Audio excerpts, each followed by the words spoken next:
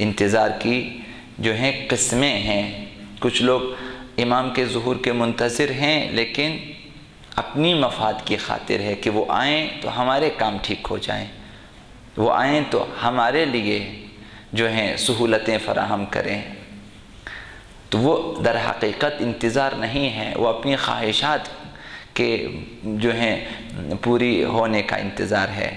ہم ظہور پرنور چاہتے ہیں، ہم دنیا میں تمام بشریت کے لیے عدل و انصاف کی حکومت چاہتے ہیں، ہم چاہتے ہیں کہ تمام مظلوموں کا جو ہے انتقام لیا جائے، ہم چاہتے ہیں کہ احتساب ہو جائے، ہر مظلوم کو اس کا حق مل جائے، ہم چاہتے ہیں کہ ہر ظالم یہاں سے جو ہے نابود ہو جائے، ہم چاہتے ہیں کہ توحید کا پرچم لہرائے، ہم چاہتے ہیں کہ اہل بیت کی حکومت قائم ہو جائے۔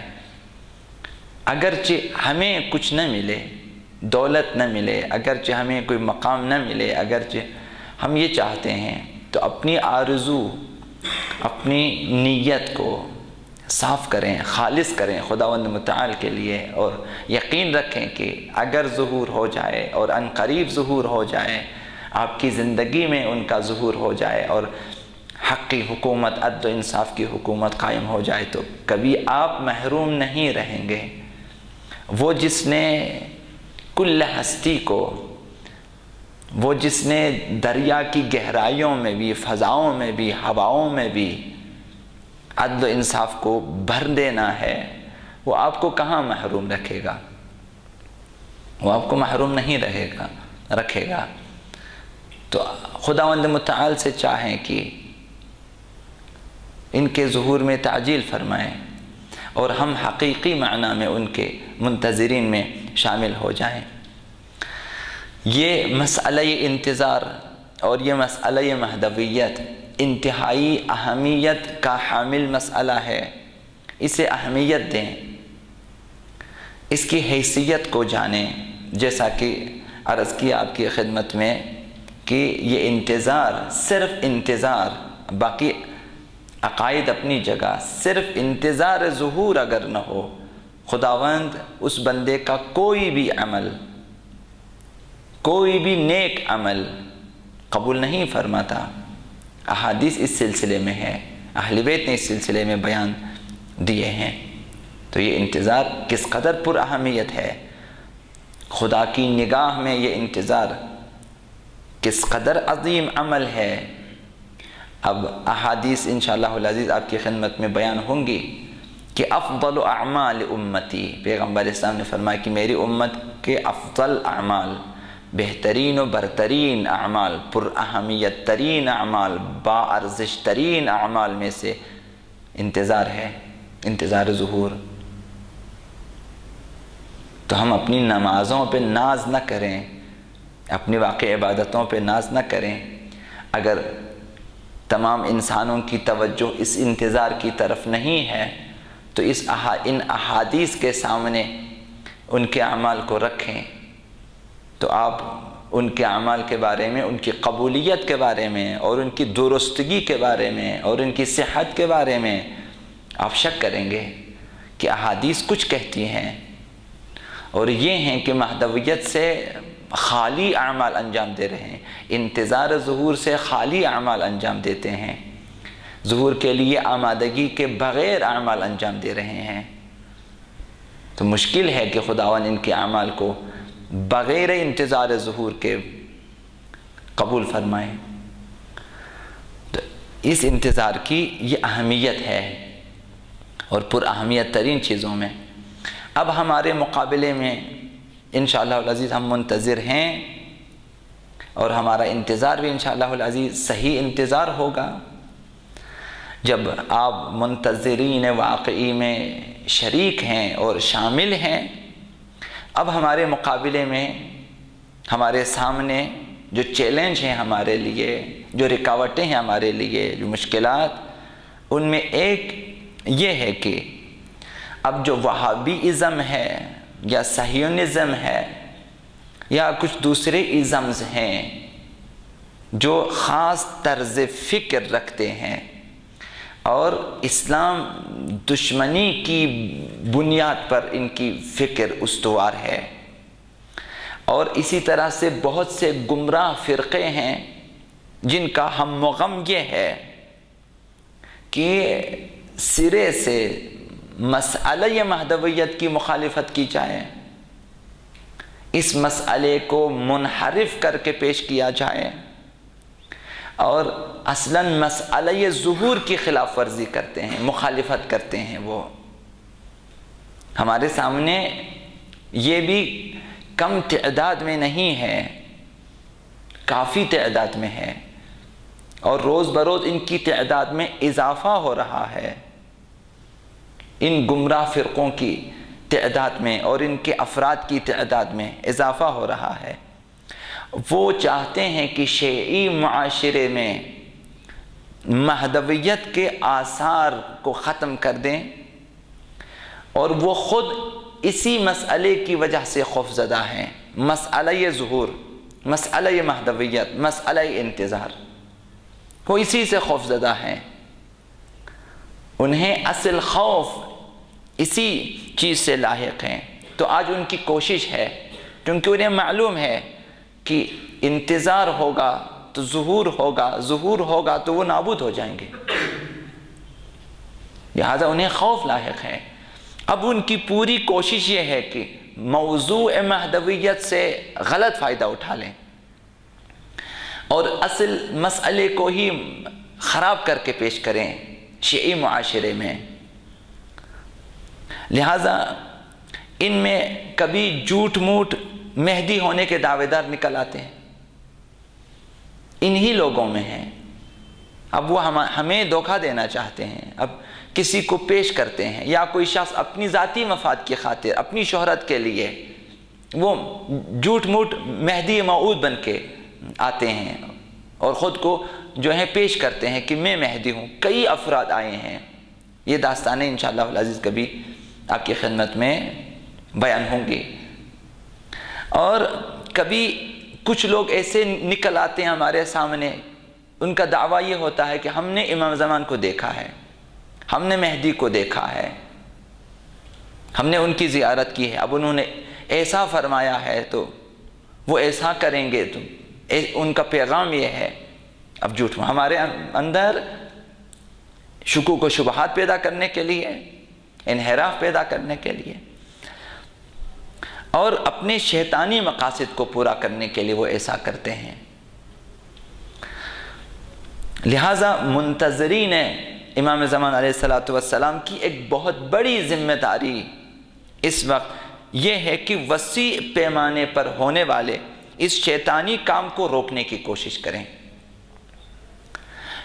جھوٹے دعوے داروں کو جو مہدی ہونے کا دعویٰ کرتے ہیں، ان کے چہروں کو بے نقاب کرنا، ان کی شیطانی حقیقت کو برملا کرنا، اور شیعہ معاشرے میں ان کی اسلام دشمنی کو برملا کریں کہ یہ لوگ جھوٹ موٹ کے ہیں، یہ لوگ جھوٹ بولتے ہیں، یہ لوگ ہمیں دھوکہ دینا چاہتے ہیں، یہ لوگ ہمیں اصل مہدی سے دور رکھنا چاہتے ہیں، یہ لوگ ہمیں اصل مسئلہ مہدویت سے اور ظہور مقدس سے دور رکھنا چاہتے ہیں، انقلاب عظیم مہدوی سے دور رکھنا چاہتے ہیں۔ یہ ہماری ذمہ داری ہے۔ کچھ لوگ مسئلہ ظہور امام زمان علیہ السلام کو اس طرح بیان کرتے ہیں، یہ دوسرا خطرہ یا مسئلہ ہمارے لیے درپیش ہے۔ کچھ لوگ ہیں جو مسائل مہدویت بیان کرتے ہیں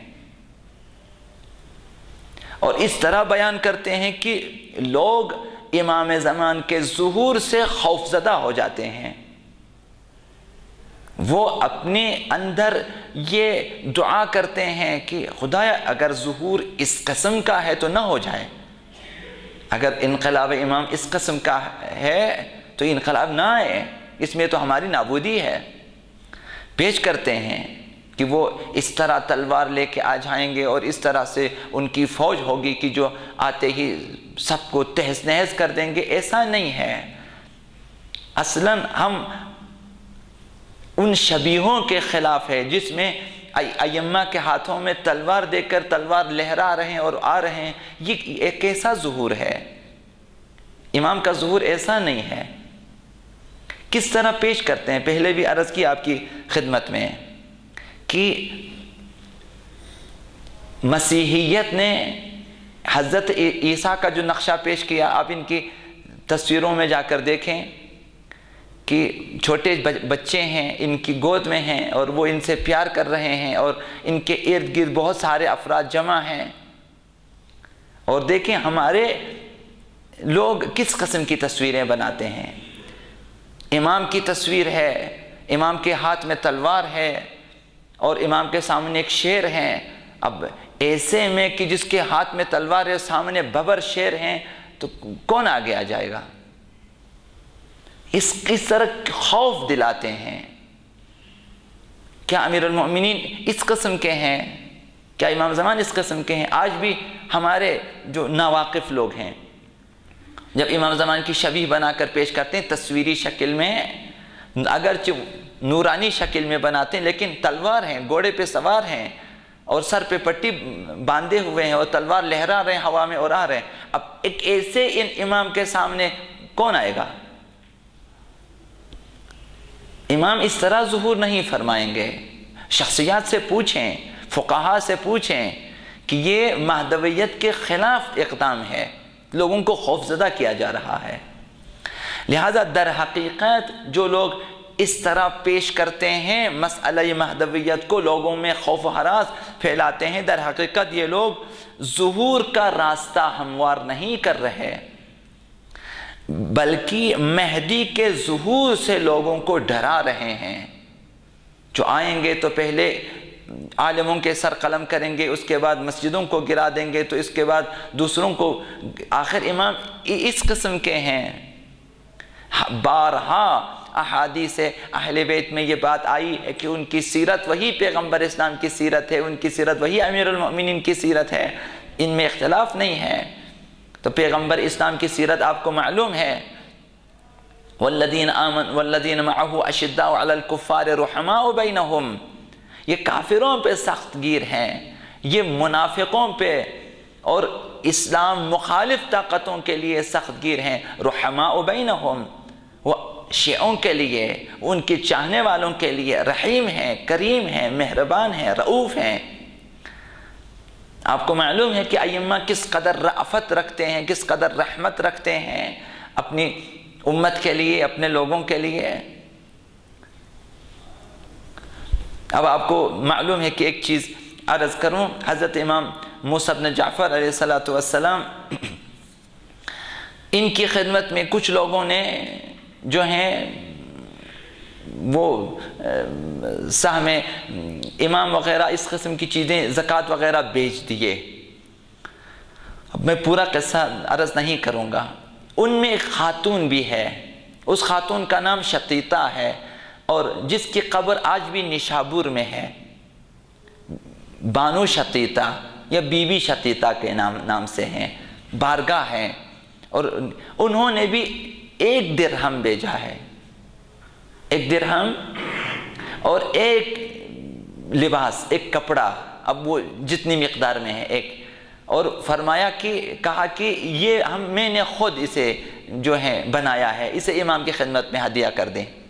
باقی لوگوں نے 4000 درہم، اتنے درہم بھیجے ہیں امام کے لیے۔ اب جب یہ قصہ ہوا، وہاں سے جو آنے والا شخص آ گیا امام کی خدمت میں، تو جب امام تک پہنچے اس وقت امام صادق علیہ السلام کا جو بیٹا ہے افتح کے نام سے، امام کاظم کے بھائی، جو منحرف ہو چکے بعد میں، تو فتحی مذہب اس سے وجود میں آئے، تو امام کی خدمت میں آئے۔ جب امام کی خدمت میں پہنچے، انہوں نے معلوم کیا کہ یہی ہمارے امام ہیں، تو امام نے بتانے سے پہلے کہ ان کی جو ہے پیسے کتنے مقدار بتا دیے، اور کہا کہ شقیقہ نے جو پیسے بھیجے ہیں اور جو لباس وہ مجھے دے دیں، باقی واپس کریں۔ جتنے مسائل تم نے خطوط میں لکھے ہیں، بغیر اس کے کہ مہر کو کھولیں، خود میں نے ان کے جواب اندر لکھ دیے ہیں۔ تمہارے اندر موجود ہیں، تمہارے اندر موجود ہیں۔ تو یہ چیزیں اس نے دیکھا کہ ایسا ہے، تو جب تمام مسائل کے جوابات ملے،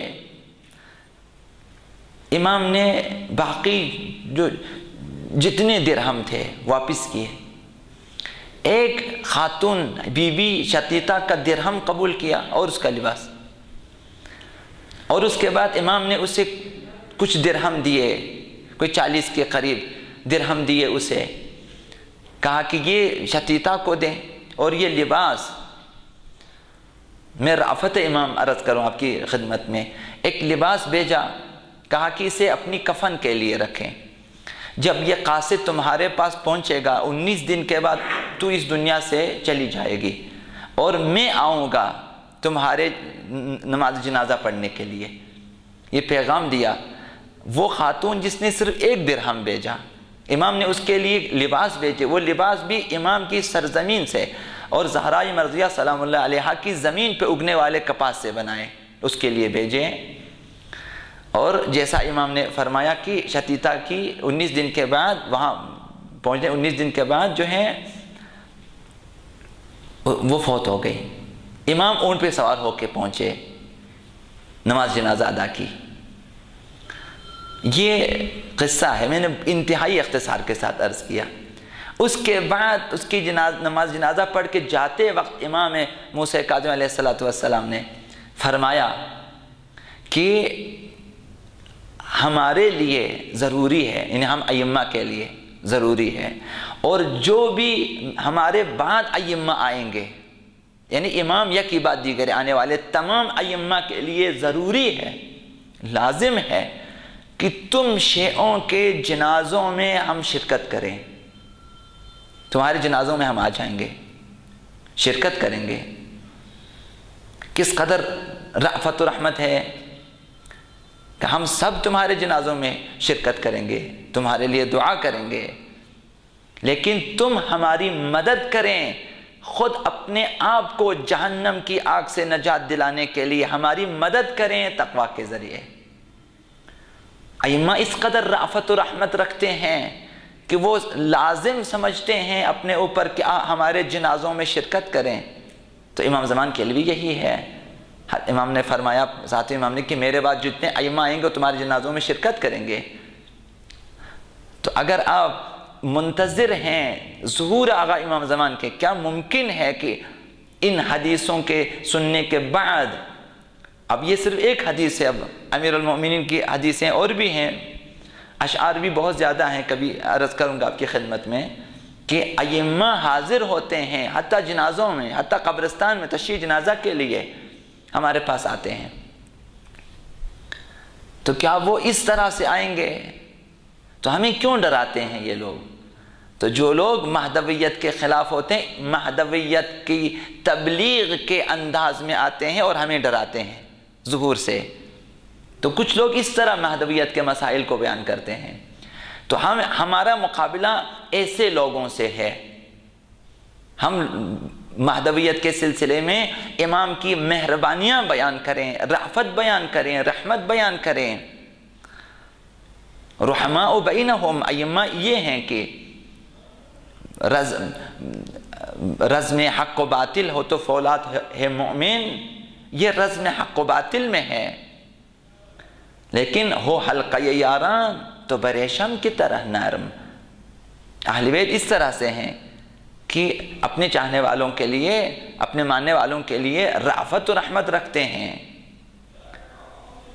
تو جو لوگ امام زمان کی اس قسم کی تصویر کشی کرتے ہیں، کچھ روایتیں ہیں کہ جو جعلی ہیں امام زمان کے سلسلے میں، اب یہ بھی مہدویت کے مسئلے کو خراب کر کے پیش کرنے کا ایک سلسلہ ہے جو پہلے زمانے سے چلا، اور لوگوں نے حدیثیں اس سلسلے میں گڑھی ہیں تاکہ امام زمان کو اس طرح پیش کرتے ہیں جس طرح سے ابھی ہالی ووڈ کی فلمیں پیش کرتے ہیں امام زمان کو، کہ ایک خونخوار شخص ہیں کہ جو ہے ساری دنیا کو تباہ کرنے کے لیے آتا ہے، اور یہ چیزیں۔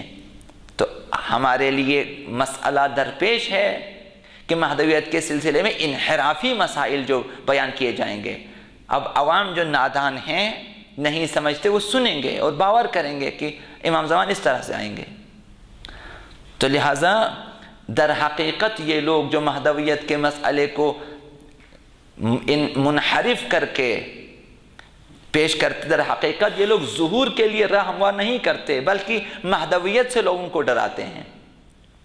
وہ کہتے ہیں کہ اگر امام زمان کا ظہور ہو جائے تو وہ ہم سب کو قتل کریں گے، ہر گناہ کار کو قتل کریں گے۔ ایسا نہیں ہے کہ ہر گناہ کار کو امام قتل کر دیں۔ امام قتل کے لیے نہیں آئیں گے، امام نے حکومت قائم کر، حکومت عدل الہی، حکومت عدل و انصاف قائم کریں گے۔ تو کیا پیغمبر جو لوگ توبہ کرتے ہیں بخش دیتے ہیں، امام نہیں بخشیں گے؟ اسی وجہ سے کہ لوگ مہدویت کے مسائل سے لوگوں کو ڈراتے ہیں تو لوگ اپنے دل میں دعا کرتے ہیں کہ دعا ہی نہ کریں، وہ آئیں ہی نہیں، آئیں گے تو ہم قتل ہو جائیں گے، کیا فائدہ ان کے آنے کا۔ ایسی تبلیغات انتہائی غلط ہے اور انتہائی خطرناک۔ منتظران ظہور امام زمان عجل اللہ تعالی فرجہ شریف ان افکار کو اور ان غلط تبلیغات کو بے اثر کرنے کے لیے میدان عمل میں آ جائیں۔ انتظار کا لازمہ یہ ہے۔ ایک چھوٹی سی مثال اگر دوں آپ کی خدمت میں کہ آپ کا جو آنے والا عزیز ہے جس کے آپ انتظار میں ہیں، اگر وہ آئیں گے ایئرپورٹ پہ آ جائیں گے اور راستے بلاک ہیں تو آپ کیا کریں گے؟ آپ کی پہلی کوشش یہ ہوگی کہ راستے کھلوا دیں، وہ کیسے آئیں گے؟ تو ہمارے لیے آپ منتظر امام زمان ہے، ظہور امام، اس راہ میں یہ سب سے بڑی رکاوٹیں ہیں غلط تبلیغات امام زمان کے سلسلے میں، اسے نہ ہونے دیں، یا ان کے بارے میں بولیں کہ یہ لوگ غلط کہہ رہے ہیں۔ امام کا چہرہ ایسا نہیں ہے، امام کا کردار ایسا نہیں ہے، لہٰذا ہمیں میدان عمل میں آنا چاہیے ان تبلیغات کو بے اثر کرنے کے لیے۔ معاشرے میں ان کی غلط تبلیغات کو بے اثر کرنا ہماری ذمہ داری ہے۔ تو آپ آئیں میدان عمل میں اور لوگوں کے سامنے ثابت کریں کہ حضرت مہدی عجل اللہ تعالی فرجہ شریف رسول خدا اور رحمت العالمین کے فرزند ہیں، فرزند رحمت للعالمین۔ وہ اپنے قیام کے ذریعے بے گناہوں کا خون نہیں کریں گے، ہم سب کا کیوں خون کریں گے؟ وہ مسائل کو حل کرنے کے لیے آتے ہیں، نہ سب کو تباہ کرنے کے لیے۔ آپ کی تلوار صرف ان لوگوں کی گردنوں پہ ہوگی، صرف ان لوگوں کے خلاف چلے گی جو اس دنیا کی اصلاح کے دشمن ہیں، انسانیت کی ترقی کے دشمن ہیں، جو سعادت بشری کے دشمن ہیں۔ امام اس راہ میں رحم نہیں کریں گے۔ جو بھی بشریت کی تعلیم، تربیت، ترقی اور معنوی راہ میں رکاوٹ ڈالنا چاہے اور ظہور پرنور کو بے رنگ کرنا چاہے، قیام حکومت عدل الہیہ کے سلسلے میں اگر رکاوٹیں کھڑی کرنا چاہے، یعنی وہ لوگ جو توحید اور بشریت کے دشمن ہیں، امام ان کی گردنوں پہ تلوار چلائیں گے۔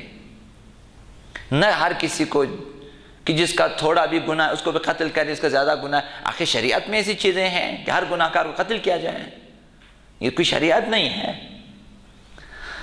تو لہٰذا گناہ کاروں کو بھی نا امید نہیں ہونا چاہیے۔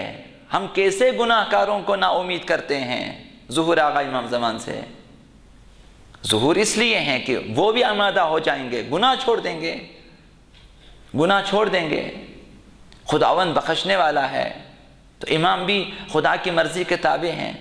امام بھی دعا کرتے ہیں، آج بھی شب و روز ائمہ دعا کرتے ہیں ہمارے گناہوں کی بخشش کے لیے۔ کیسے ممکن ہے کہ وہ امام جو شب و روز ہمارے گناہوں کی بخشش کے لیے دعا کریں، جیسے آئیں ہمیں قتل کرنا شروع کریں؟ یہ کوئی ایکشن والی فلم نہیں ہے۔ تو ہمارا آپ اگر منتظر واقعی امام زمان ہیں تو اس مسئلے کو مد نظر رکھیں۔ ان کا ظہور معاشرے کے تمام بشری، مادی، معنوی مشکلات اور مسائل کو حل کرنے کے لیے، امام آئیں گے مسائل کو حل کرنے کے لیے۔ میں اگر گناہ نہیں چھوڑ سکتا، یہ میرا مسئلہ ہے، امام آئیں گے میرے مسئلے کو حل کریں گے کہ تو اس طرح سے گناہ چھوڑ دے۔ امام میرے لیے راہ دکھائیں گے، امام میرے لیے چارہ جوئی فرمائیں گے، نہ ان کے آ کے مجھے قتل کر دیں۔ لہذا منتظران مہدی زمان عجل اللہ تعالی فرجہ شریف کو ایسا کام کرنا چاہیے جس سے لوگ حضرت مہدی موعود عجل اللہ تعالی فرجہ شریف کے ظہور کے عاشق ہو جائیں، دل دادا ہو جائیں، حتی الامکان ان کے ظہور کے لیے دعا کریں، ہمیشہ دعا کریں، صدق دل سے دعا کریں۔ ہم ایسا کام کریں، ایسی بات کریں، ایسا ماحول پیدا کریں، ایسی فضا قائم کریں، ہم ایسی گفتگو کریں کہ لوگ عاشقانہ امام کے ظہور کی دعا کریں اور ان کے ہم رکاب ہونے کی تمنا کریں، ان کے سرباز بننے کی آرزو کریں۔ اب ہم اپنے اخلاق کے ذریعے، اپنے اعمال کے ذریعے، اپنے کردار کے ذریعے، اپنے گفتار کے ذریعے یہ ایسا کر سکتے ہیں، بہترین اخلاق پیش کریں کہ لوگ دیکھیں کہ عاشقان امام زمان اس قسم کے ہوتے ہیں، بہترین اعمال صالحہ پیش کریں، لوگ دیکھیں کہ امام کے ماننے والے اس طرح اعمال کرتے ہیں، بہترین گفتار پیش کریں، محبت آمیز گفتگو کریں، عشق و محبت سے لبریز، دوستی اور محبت سے بھرپور گفتگو کریں کہ دوسروں کو جو ہیں آپ کے بارے میں ذرہ برابر شائبہ نہ ہو کہ آپ ان کے سلسلے میں نفرت رکھتے ہیں۔ ہم کدورتوں کو چھوڑ کر، نفرتوں کو چھوڑ کر اخوت و بھائی چارہ اور دوستی کی فضا اگر قائم کریں اور اپنی گفتگو میں بھی لوگوں کے ساتھ محبت کا اظہار کریں تو لوگ دیکھیں گے کہ جو امام زمانی انسان ہیں، جو مہدوی انسان ہیں، ان کے اخلاق ایسے ہیں، ان کے اعمال ایسے ہیں، ان کے کردار، ان کے گفتار ایسے ہیں، وہ امام زمان کے دوست بن جائیں گے، ان سے محبت کرنے لگیں گے اور عاشقانہ ان کے ظہور کے لیے دعا کریں گے۔ ہماری کامیابی ہوگی ہے، ہمارا وظیفہ یہ ہے۔ لہٰذا ہرگز ایسا کام ہم انجام نہ دیں جس سے لوگ ظہور سے ڈر جائیں کہ خبردار دعا نہ کریں، امام کا ظہور ہوگا تو امام یہ کریں گے تو امام وہ کریں گے۔ ایسا نہیں ہے، امام آئیں گے، مکے سے ظہور فرمائیں گے، تمام اہل عالم کو دعوت دیں گے، اسی پیغمبرانہ روش کے ساتھ، اپنی رحمت کے ساتھ، اپنی رأفت کے ساتھ، محبت کے ساتھ، الفت کے ساتھ لوگوں کو پکاریں گے۔ تو کون ہوگا کہ جو آئیں، امام کی بخشش کو بھی قبول نہ کریں، امام کے آنے کے بعد بھی توبہ نہ کریں اور گناہ نہ چھوڑیں؟ کوئی ایسا بدبخت ہوگا؟ جب گناہ چھوڑ دیں گے، توبہ کریں گے، امام کیوں قتل کرے؟ انہیں بخش دیں گے۔ تو لہٰذا ہرگز ایسا کام نہ کریں، ہرگز ایسی بات نہ کریں کہ جس سے لوگ ظہور سے ڈر جائیں، آقا امام زمان سے ڈرنا شروع کر دیں۔ لوگوں کو ترغیب دلائیں، ہمارا کام یہ ہے، ترغیب دلائیں کہ اپنی تہذیب و تمدن کو، اپنے اخلاق کو، کردار کو بہتر بنا لیں تاکہ ظہور کے لیے آمادہ ہو جائیں۔ اس وقت امام بھی ظہور فرمائیں گے جب لوگوں کی اکثریت آمادہ ہو جائیں، ذہنی طور پر، فکری طور پر قبولیت کے لیے، ظہور کو قبول کرنے کے لیے، حکومت کو قبول کرنے کے آمادہ ہو جائیں، امامی ظہور فرمائیں گے۔ تو ایسی بات کریں اور ایسا کام کریں کہ لوگ ظہور کے لیے آمادہ ہو جائیں۔ اس عظیم انقلاب کے لیے ایسے افراد کی ضرورت ہے جن کا ذہن عالمی اصلاح کو قبول کرنے کی صلاحیت رکھتا ہو، ایسے افراد چاہیے۔ ہم نے لوگوں کے افکار میں ترقی پیدا کرنی ہے، لوگ بہتر طور پر مسئلہ مہدویت اور مسئلہ ظہور کو سمجھیں، لوگ بشریت کی ترقی کو سمجھیں، لوگ روشن اور تابناک مستقبل کے تصور کو بہتر طور پہ سمجھیں اور بہتر تصور کریں تاکہ وہ آمادہ ہو جائیں کیسے مستقبل کے لیے۔ ایسے افراد کی ضرورت ہے اس عظیم انقلاب ظہور ہے امام زمان علیہ الصلوۃ والسلام کے لیے، ایسے افراد کی ضرورت ہے جو میدان علم کے شہسوار ہوں۔ علم درکار ہے ظہور کے لیے آمادہ ہونے کے لیے، انقلاب ظہور کے لیے علم درکار ہے۔ نادان افراد کی ضرورت نہیں ہے، علم کے میدان علم کے شہسوار افراد کی ضرورت ہے، اور ایسے افراد کی ضرورت ہے جن کے افکار میں گہرائی ہو، جو بہتر سوچنے والے ہیں اور گہری سوچ رکھنے والے ہیں، درست فکر کرنے والے افراد ہیں۔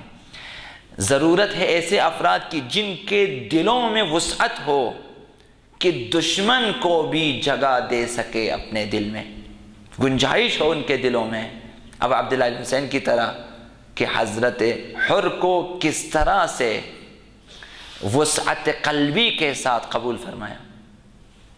یہ سعی صدر ہے، وسعت قلبی ہے، جس نے پانی بند کیا اہل بیت کے لیے، جس نے اہل بیت کے بچوں کو 3 دن تک پیاسے رکھا، جس نے ابو عبداللہ الحسین کا راستہ روکا، جس نے ابو عبداللہ الحسین کو ان کے بہنوں کے ساتھ، ان کی بیٹیوں کے ساتھ، بیٹوں کے ساتھ کربلا میں گھیر لیا، جس نے دریا کے کنارے سے انہیں دور کر دیا، ایک ایسے شخص کو ابو عبداللہ الحسین نے قبول کیا، بخش دیا، شہید ہوا، اور امام نے اسے آزاد ہونے کی سند دی۔ انت حر کما سمتک امک، جس طرح تمہاری ماں نے تمہارا نام حر رکھا ہے، آزاد رکھا، تو اب آزاد ہے۔ انت حر فی الدنیا والآخرہ، دنیا و آخرت میں آزاد ہے۔ ایسی وسعت قلبی چاہیے آپ کو کہ آپ ایک شخص سے ذاتی کسی مسئلے کی وجہ سے اگر ناراض ہیں، اسے مسئلہ مہدویت میں اور معاشرتی اجتماعی مسائل میں، اسلامی اجتماعی مسائل میں اسے درگیر نہ کریں۔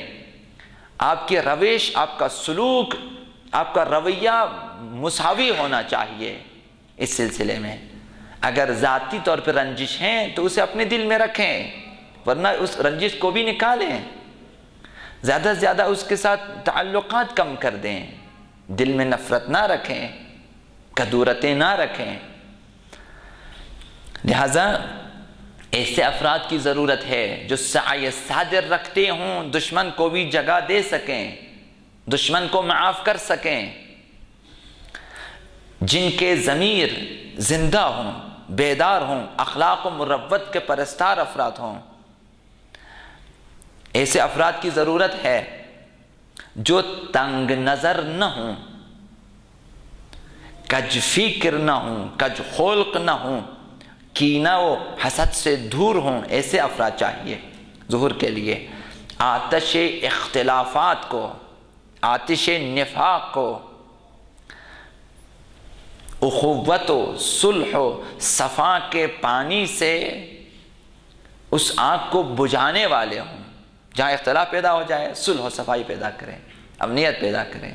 باصفا افراد کی ضرورت ہے، اگرچہ ابتدائی مرحلے میں سخت ہے لیکن آسان ہے۔ جو بخشنا شروع کر دیں اس کے لیے پھر بخشنا آسان ہے، بخشش آسان ہو جائے گی۔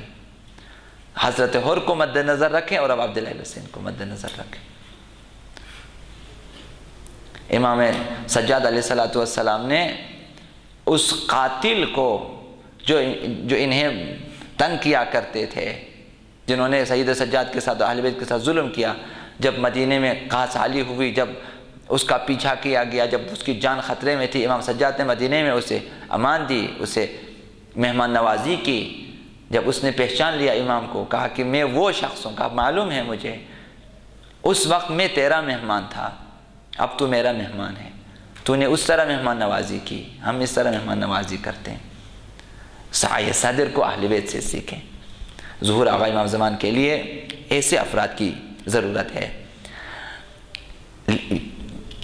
اس کی وجہ کیا ہے؟ اس لیے کہ اگر کوتاہ فکر ہوں گے تو عالمی اصلاحات کو قبول نہیں کریں گے، وہ ہر قسم کے لوگوں کو قبول کرنے کا آمادہ نہیں ہے کہ اس سے تو ان کو بھی فائدہ ملتا ہے، اس سے تو ان کو بھی فائدہ ملتا ہے، لہذا قبول نہیں کر۔ کچھ لوگ ایسے تنگ نظر ہوتے ہیں کہ اس لیے کہ دوسرے کو فائدہ نہ ملے، میرا فائدہ بھی مجھے بھی نہ دیں، میں اپنے فائدے سے بھی ہاتھ اٹھا تاکہ اس کو نہ ملے۔ ایسے تنگ نظر افراد کی ضرورت نہیں ہے۔ خداوند رب العالمین، پیغمبر رحمت للعالمین، امام زمان فرزند رحمت للعالمین، سب کے لیے ہے، عالمین کے لیے ہے، کل ہستی کے لیے۔ تو ہم بھی یہ مذہب، یہ مکتب، یہ ملت عالمین کے لیے ہے۔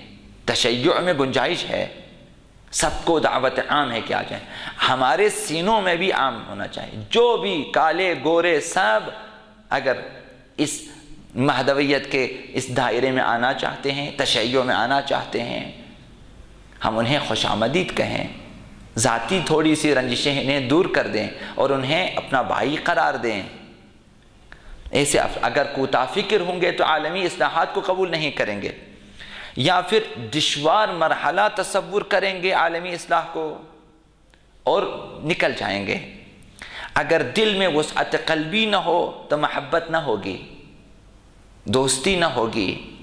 جب محبت نہ ہوگی تو اپنے علاوہ دوسروں کو فائدہ پہنچانا قبول نہیں کرے گا، کہ صرف مجھے ملے دوسروں کو نہ ملے، یہ تنگ نظری ہوگی۔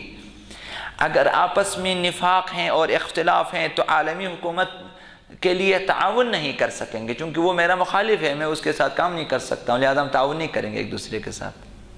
جب ہم ایک دوسرے کے ساتھ تعاون نہیں کریں گے تو ظہور کے لیے ہم تعاون نہیں کر سکیں گے۔ تو لہذا آپس میں حتی الامکان کوشش کریں اختلاف نہ ہوں۔ اگر اختلاف پیدا ہو جائیں تو اپنی ذات تک محدود رکھیں۔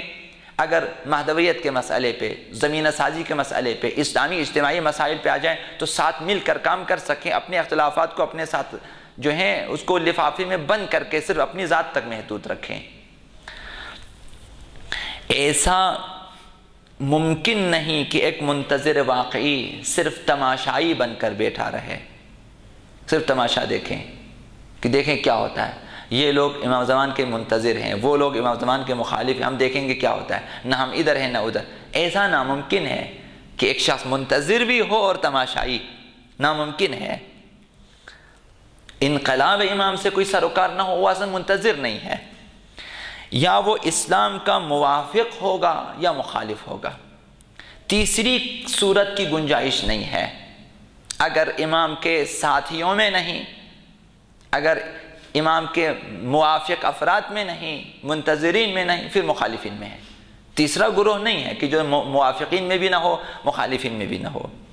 بیدار ضمیر اور روشن فکر منتظرین امام زمان ظہور کے بارے میں ضرور فکر مند ہوگا۔ اگر آپ کو فکر ہے ظہور کی تو آپ منتظر ہیں ظہور کے۔ جب فکر ہے ظہور کے سلسلے میں تو ظہور کا جو نتیجہ ہوگا وہ بھی مد نظر ہوگا۔ اور کبھی بھی، چونکہ ظہور کے بعد معلوم ہے کہ اگر مخالفین کے صف میں ہم شامل ہو گئے اور امام کے مخالفین کی صورت میں ہم امام کے سامنے آ گئے اور لشکر امام کے سامنے آئے تو اب بچنے کی کوئی صورت نہیں ہے۔ مخالفین کی صف میں آنے کے بعد امام سے دشمنی کا اعلان کرنا ہے تو اس کے بعد اب گنجائش نہیں ہے، چونکہ پہلے زمانوں میں جب جنگ ہوتی تھی تو کبھی جو ہے ظاہراً باطل کی فتح ہوتی تھی، اب ظہور کے بعد ایسا نہیں ہوگا، تمام باطل قوتوں نے نصف نابود ہونا ہے۔ جو امام کے سامنے آ جائیں نصف نابود ہو جائیں، اب ظاہر ان کے لیے پھر گنجائش نہیں، کوئی آپشن نہیں ہے کہ ٹھیک ہو سکیں، بخشش ہو سکے، نجات حاصل کر سکیں، تو ان کا ٹھکانہ اسفل السافلین ہے۔ تو لہٰذا ہماری ذمہ داریاں اس طرح سے ہیں، انشاءاللہ العزیز ہم سب اپنی اپنی ذمہ داریوں سے آشنا ہو جائیں گے اور ظہور پرنور آقا امام زمان علیہ السلام کے لیے ہم لوگ آمادہ ہو جائیں گے، اپنی ذات کو آمادہ کریں گے، اپنے دوستوں کو آمادہ کریں گے، مہدویت کا انشاءاللہ العزیز ہم سب پرچار کریں گے، اپنی زبانوں سے استفادہ کریں گے، اپنے علم سے استفادہ کریں گے، اپنی تحریروں سے استفادہ کریں گے، اپنے قلم سے استفادہ کریں گے۔ اب ہمارے پاس جو کچھ وسائل ہیں ہم ان سے استفادہ کریں گے اور معاشرے میں مسئلہ مہدویت کو عام کرنے کی اور فکر مہدویت کو رائج کرنے کی اور لوگوں کو ظہور آقا امام زمان علیہ الصلوۃ والسلام کے لیے، ظہور انقلاب مہدی کے لیے آمادہ کرنے کی کوشش کریں گے۔